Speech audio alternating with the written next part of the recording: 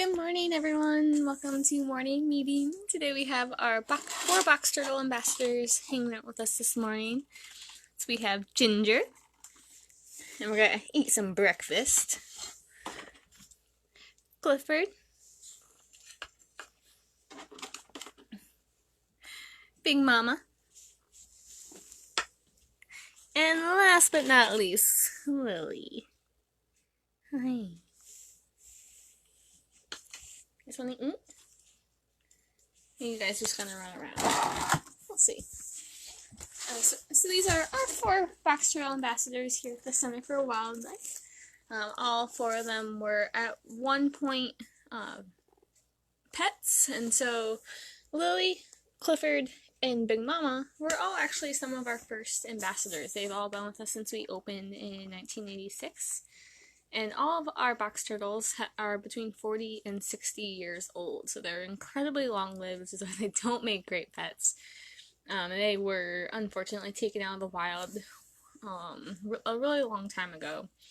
And so back then it was legal to have them, but now it is not, because they are one of our 5 species here that are threatened.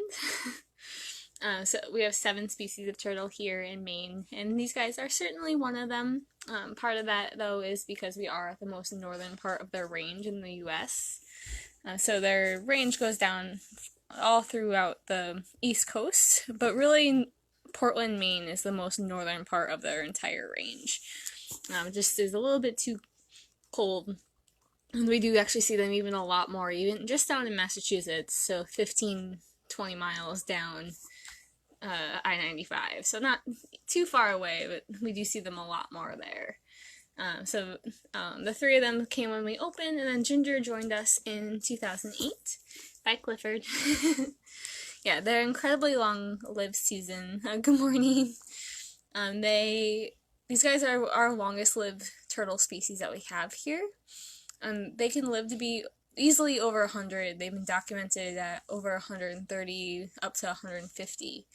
So they're incredibly long-lived turtles. That's why they do not make good pets. That's why all 4 of them came to us.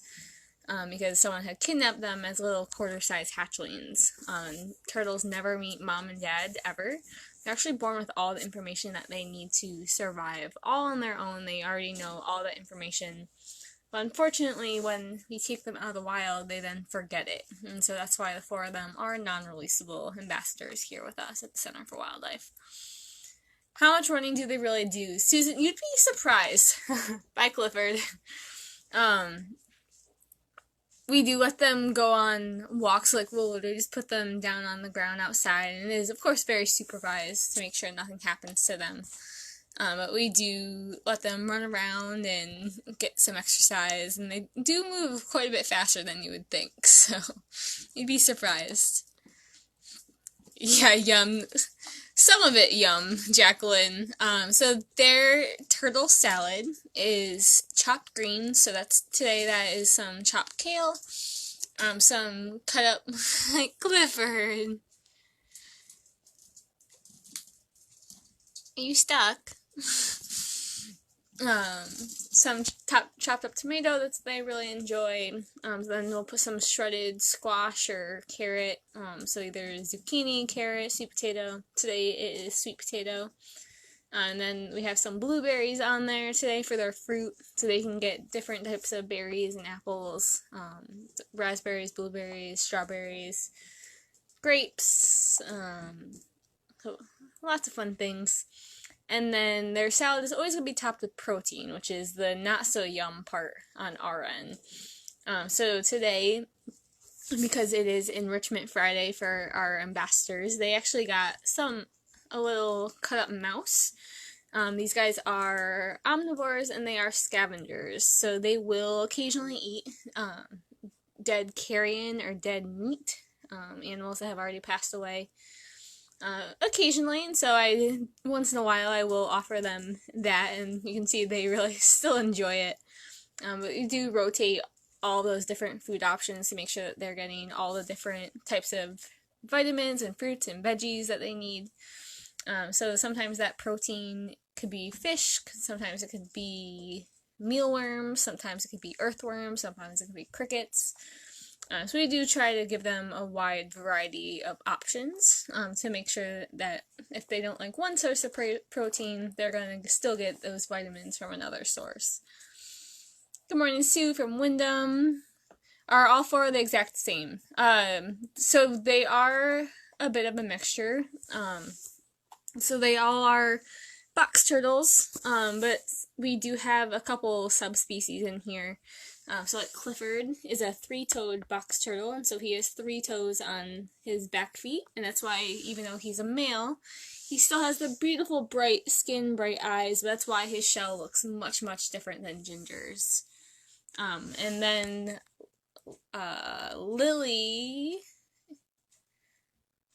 we do have, I can't remember who's who, but we do have a couple subspecies of Eastern box, ornate box, and then 3-toed box turtle. He is very, very handsome, Ginger, Susan. So the boys, just like songbirds, are really pretty, really bright. So you can see Ginger has this beautiful bright skin to him, bright eyes, as well as Clifford, where the girls are much more drab. The girls don't want predators to see where they're laying their eggs, because they will lay their eggs in the same place year after year, in the same place that their mom was born, grandma was born, great-grandma was born. It goes back for centuries. We call those ancestral breeding grounds. And so the boys are really pretty to attract a mate, and the girls are very drab so that predators don't find her nest. Yeah, something like a taco salad, Susan. Yeah, he always comes back though for some food. These guys, 'cause they are reptiles, they don't need to eat every day, and so they do only get fed every other day. We offer food to them, and sometimes they still choose that they really don't want to eat. It's totally up to them, but we do. Big Mama. Hey, did he take the last bit of mouse? Oh. Well, you ate the rest of the salad, Big Mama. You don't have to take the piece out of Clifford's mouth. Yeah, but since they are reptiles, they are underground now. Now that it is going into winter, because they can't really move. They can't really digest during the winter time, and so they'll go underground and not truly hibernate, but it's very close. It's called brumation. And so they'll go under, and their body essentially just stops. So they're not going to move, they're not going to eat, they're not going to really do much of anything besides just hang out underground. But because our turtles do live inside, they do slow down. Hey, stop trying to take mouse out of other people's mouths, guys. That's rude. Because they do live inside, though. You guys are ridiculous. Oh my gosh.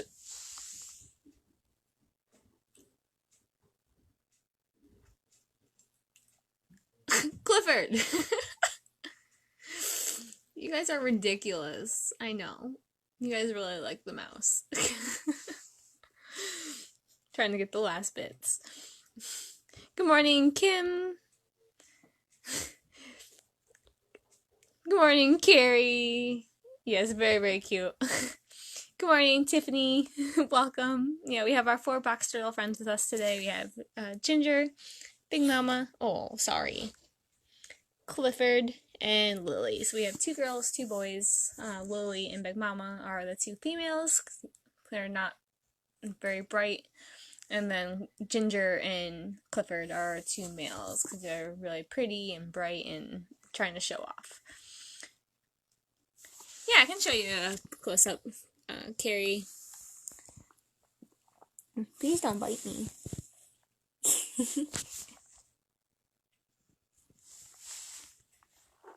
Hi, Lily. Lily's one of our more shy girls. Clifford and Big Mama.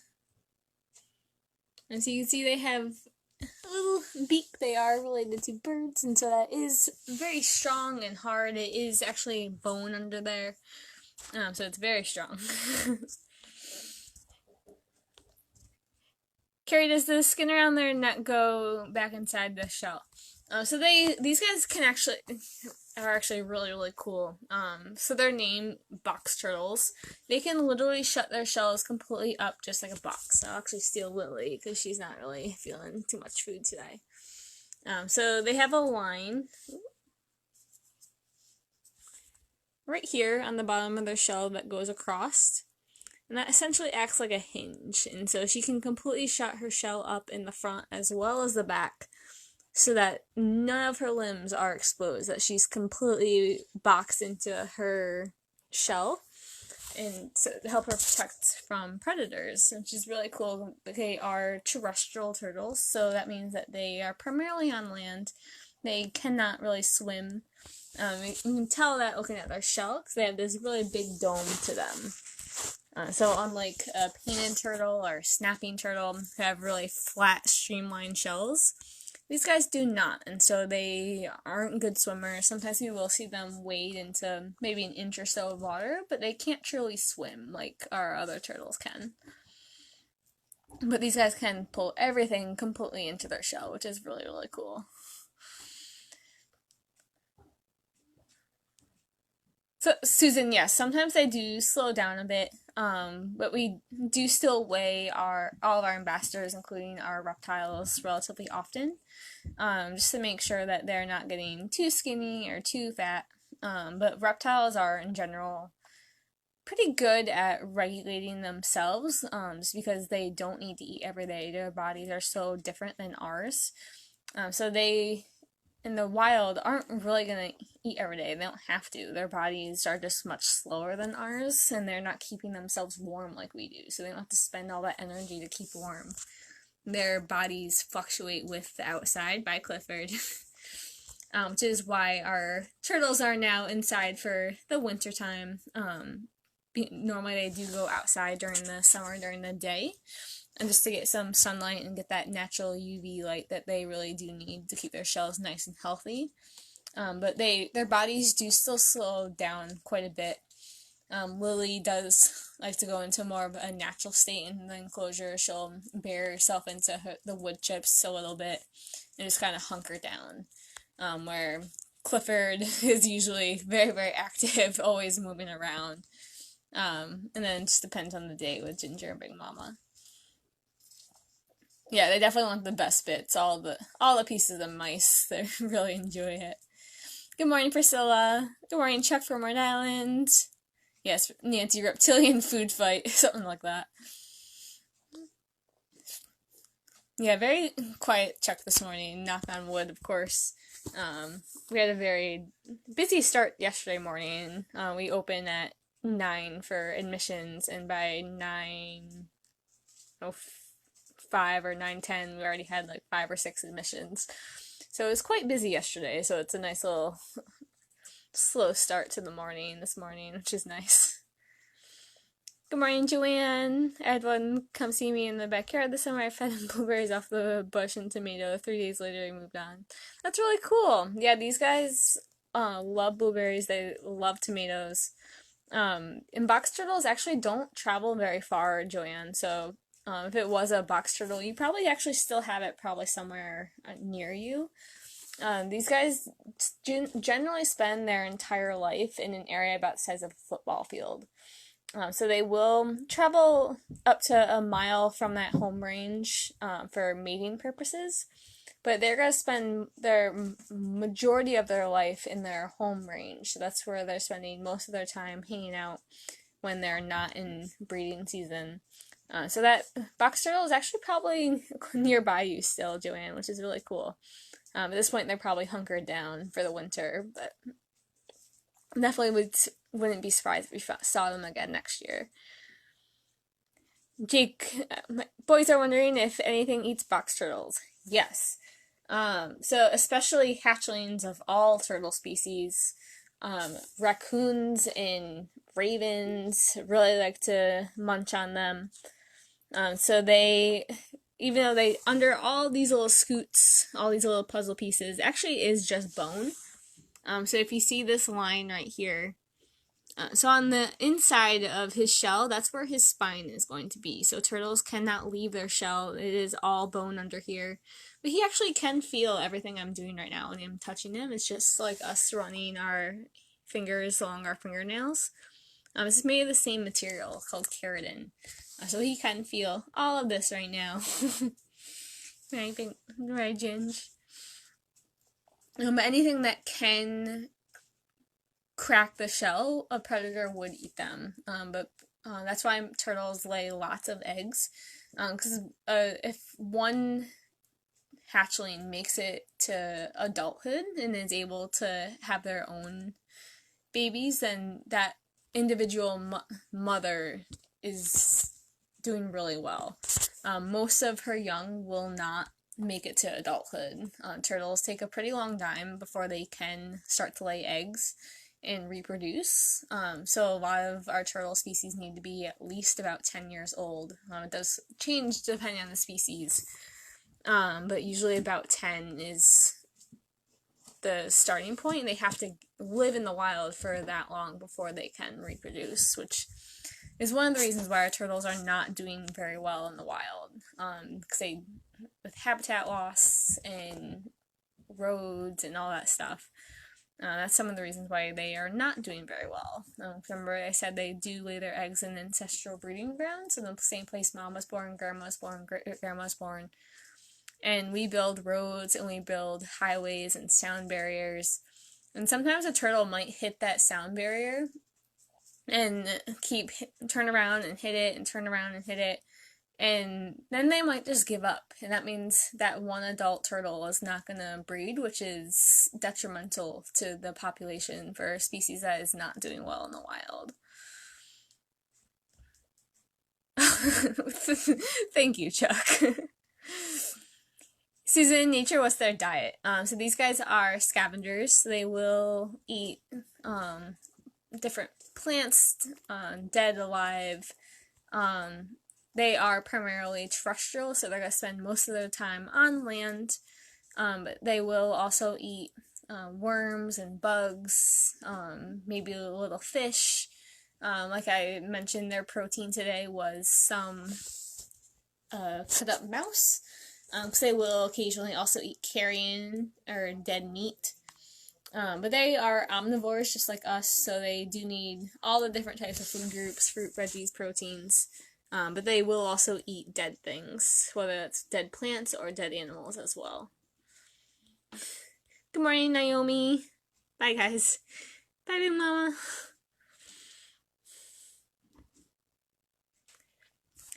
Yeah, it was definitely an early morning yesterday, Chuck. It was lots of admissions into our hospital yesterday. Guys, I need you to come back, please.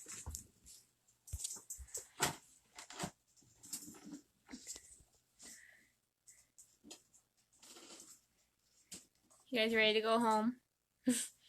So I am actually going to bring you guys into our medical clinic area in our room 3, which is in the summertime our baby bird room, but at the moment it is mostly our reptile room with a couple exceptions, but I'm gonna bring you guys back there because we are in the middle still of our reptile housewarming party. So if you go to the top of our Facebook page, it should be the first post you see. We are trying to get our enclosures ready for having our turtles and Zipper, our corn snake, over in our new nature center. Very, very soon, we're hoping in the next month or so, they will be open to the public and be in our nature center and be able to have our turtles and Zipper in their brand new home, which we're really, really excited. All of our reptiles are getting quite the upgrade. They have a lot of our tanks have been donated to us, and it's a lot of mixing different pieces. So like Percy's water filter, a lot of them, the inner parts do what they need to do, but they're not meant to go in there. And a lot of our filters also aren't really big enough for the tanks that they're in. So they're all getting quite the upgrade so they can have more room to move around and have this incredible enclosure. So we're really, really excited. So I'm going to show you guys what their current living situation is during the summertime, or during the wintertime right now when they are stuck inside. Of course, it is too cold, so we can't let them go back out. I will put them back in the box and I'll show you guys where they live. And how often and where do they poop? So they poop in their enclosures, just like us. After they eat, we will, and they do especially like to poop it when they're travel carriers. It's like a special thing. Our raptors do it as well, or as soon as they go into their travel box, they gotta poop, or as soon as they come out, which is really funny. But just like us, after they eat, it goes through their system. It's within like a day or two. Ginger does not miss a meal, Susan, you're right. He is the first one to the platter, he's the last one to leave. Because he is a bit bigger, sometimes he is a bit of a bully, especially if there's treats that he wants and the others have them. But he definitely does not miss a meal. He makes sure he gets all the food he possibly wants. Good morning, Elaine. Yes, we're really, really excited, Chuck. We're so close.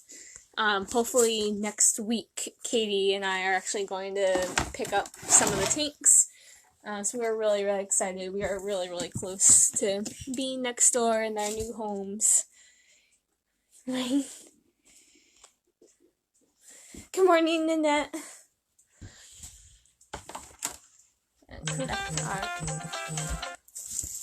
collect our turtles. There you go.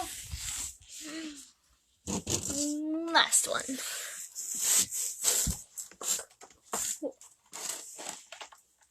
Awesome. Oops, sorry guys. Go turtles. Yeah, so I'm gonna bring you guys back so you guys can see their current homes. And I could talk about some of the stuff that's gonna be on the wish list for their new home. Okay. We have room 1, or ICU room, room 2. It's pretty empty right now.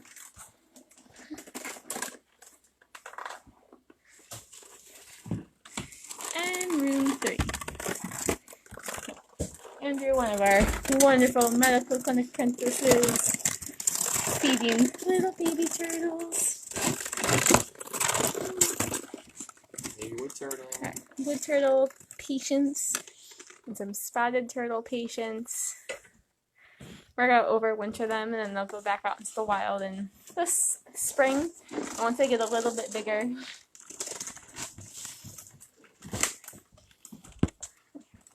this is their current full setup right now, which is really cool. The wood turtles. So this is the box turtle's current setup. So it is about 3 foot by 3 foot or so, little wooden box that a Boy Scout made for us. So this is where they currently live when they cannot go outside. So you can see there's some heat lamps, a white light, another white light on the top, a shell, a little water, a little hide for them. You can see that little brush on the back side that they can rub against. Remember I said that they can feel everything through their shells.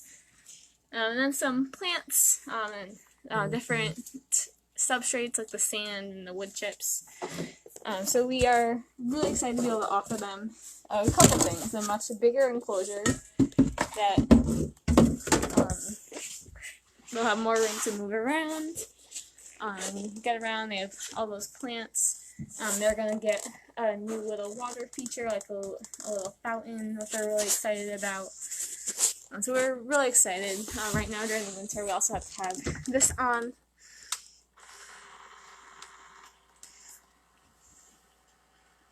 It's a little humidifier so that their skin doesn't get really dry. And then when we do their clean, we'll actually put them in the tub in like an inch or so of water to make sure that they're getting nice and having the option to soak if they want to. And I feel good, guys. Tiffany, Amazon's being a little funky, not auto inputting your address for shipping. Should we put in the physical or mailing address? I believe probably either is fine. We are getting a lot of shipments to, we do often get shipments right here to the center. So 385 Mountain Road, Cape Neddick, Maine. I'm not sure about that. I'll have to ask someone that's in charge of our Amazon. So I'm not really sure why that's a problem, Tiffany, but I'll try to figure it out for you. Yeah, Chuck, so I'll actually put their platter in here, let them munch on it throughout the day, if they would like. So they get all day to eat, and then I'll take it out this afternoon so that it doesn't get gross in their enclosure, moldy and stuff like that. Chuck, do they ever fight with each other? So you guys saw in the beginning when they had all these pieces of mice sitting in their mouths and they were trying to steal all the mice from each other's mouths. So that does happen occasionally, but these guys have lived together a really long time. Like I mentioned, Willie, Clifford, and Big Mama have been with us since we opened in '86, and Ginger's been with us since 2008. So it's like human siblings. Like they're used to living with each other. Sometimes they do bicker a little bit, but most of the time they do get along just fine. But it is, oh, nice, Ginger. But of course that is something we do look at anytime we put animals together. It's always a concern that we have to always know that we can't really predict what's going to happen, and things do happen, but we don't really have to worry about these guys. They've lived with each other a really long time. Oh, thank you, Marilyn. Amazon's being squirrely just like Skeeter. Yeah, technology. Pain sometimes. Awesome. Well, thank you guys so much for hanging out and tuning in with us today. If you would like to check out our Amazon wish list and our reptile housewarming party, you can go to the first post on our Facebook page or go to any of our social medias to find our Amazon wish list.